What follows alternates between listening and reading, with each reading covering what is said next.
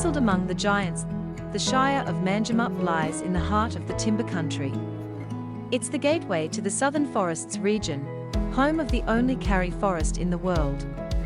And while it was once the centre of lucrative timber industry, it remained the home of a thriving farming community.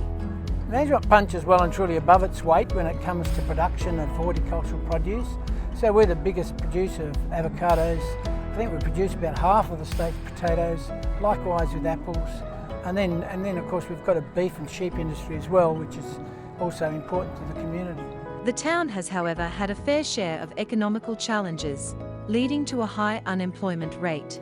There's no doubt when the two large mills they were originally owned by the state, when they closed down last year, that meant about $9 million in economy went out of our district in employment.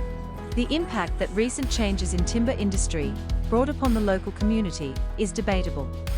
On one hand, there's a group of people that will tell you it is solely responsible for our high unemployment rate. On the other hand, there's a group of people that will tell you that the financial impact has been completely absorbed by other industries that are now booming. And then there's a group of people that will say that the logging of the old growth forests needs to stop absolutely completely because of its ecological impact.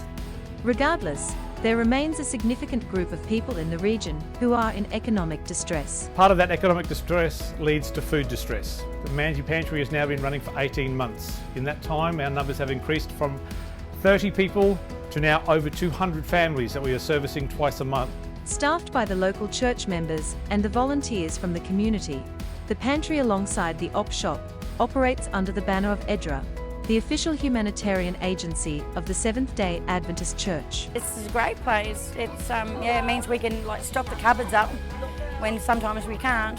I have 4 kids and one of them is gluten intolerant, so we have to buy a lot of expensive stuff for him, and I also have an autistic son who is a very fussy eater with sensory problems, so normal shopping to us is really, really expensive. And while source of cheap food is the driving factor for some, for others, it's more than that. As a church, it binds us together because we start to appreciate different things about each other, and working together really does bind you together.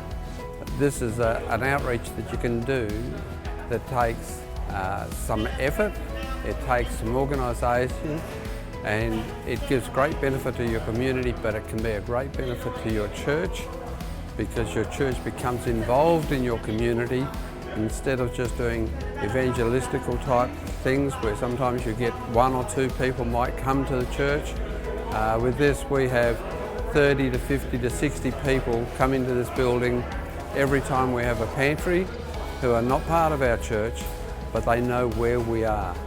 Additional to running the pantry, the church distributes up to 80 hampers of free food weekly through the Second Bite program. I enjoy the delivering. That's the bit I look forward to, really. That's the cream on the cake. That's when you meet the people, and you get a good response everywhere. The Second Bite program has brought us contacts for the pantry. It has also brought us contacts that are now attending the church. They come for the church service.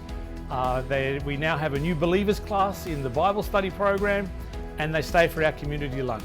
Due to the low socio-demographic nature of our area, there's a definite need for services like the Manji Pantry, and I'm very pleased to see that the Manji Pantry has been nominated for their services to our community for a Australia Day Award.